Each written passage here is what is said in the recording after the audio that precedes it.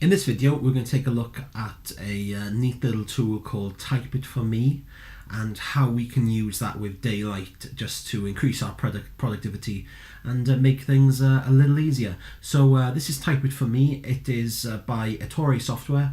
A license costs around £20 and there's academic discounts and multi-user discounts available. But yeah, it's very basically, it's a text expanding tool. So it allows you to set little snippets, and then you've got abbreviations which then can trigger those snippets. So for example, I've got a date time log here. So what this does, it will expand my initials, JR for John Rees, then that's today's date, that's the current time, and just a little divider line. So if I then type in DT log followed by the trigger, it will expand that text. So first of all, what we need to do is set a trigger. So in preferences, triggers, you can set any one of these. So I've just set tab, nice and easy. While we're in preferences as well, there's this cool little sync feature. So if you've got more than one Mac, or if you've got a couple of people at your company who are using this with Daylite, you can sync your snippets to Dropbox, Google Drive, iCloud, etc., which allows you to share snippets when someone's put them all together. So that's quite a little neat tool. So yeah, so we've got our trigger set for tab. So now in Daylite, we've just had a sale call come in. So I want to record the first contact basically. So in my details in Daylite, I'm just going to type in DT log, which was our abbreviation, hit our trigger. So here we have a little today's date and time, my initials, a divider, and I'm going to put first call made. There we are, and then click done.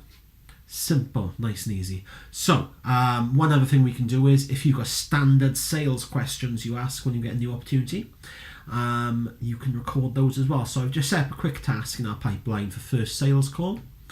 I'll show you a different way of using the trigger as well. So we've had our sales call and we want to record some standard questions. So this time I'm going to do it a bit differently.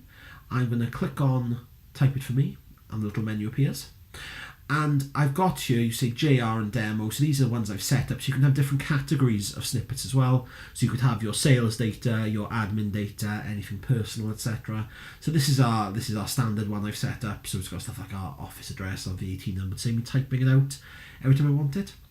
But we got demo here. So it's got the name of the snippet, the abbreviation we've set, and if you hover over it, it'll also show the contents as well. Might take a second, there we are. See, it's got the date and time, and it previews it the way it appears as well. So that's quite cool. So we want sales questions here. So I'm just going to hit sales questions, and they appear in our tasks. How many users? 5. No, they haven't used software before. Where are they based? I'm going to put London, and then we can save that. So yeah, that's recorded there. One of the other neat things you can do is it's not just plain text. These are plain text snippets, but if the software you're using allows it, you can also record rich text. So I'm just going to manage snippets, and to add a new snippet you click the plus, this appears here. So I'm just going to do RT log, rich text log for abbreviation. So rich text log. Snippet contents, it's plain text by default. You can change that to rich text / pictures, so you can add images and things like that in as well. So delete the text in snippet. So all I want is a date and time. So I'll go to date here, and there's all kinds of different formats of dates you can have. Everything from the full date to UK format to just having the numbers, etc., and just the days, the month, the day, etc. So I'm just going to put today's date like this, 24th, and I'm going to put space, and then I'm going to put the time. You can do just the hour or the minute or even the seconds and AM, PM, etc. I'm just going to do 10:20 like that. And I'm going to put a colon at the end. Now I want to format it, so I want this in bold. So I highlighted all, I go to format, font, and I can select bold, like that.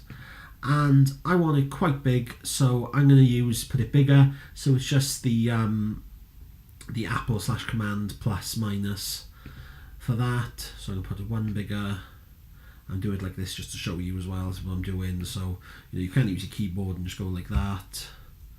But yeah, that'll do like that. And there's all kinds of different ways you can format it.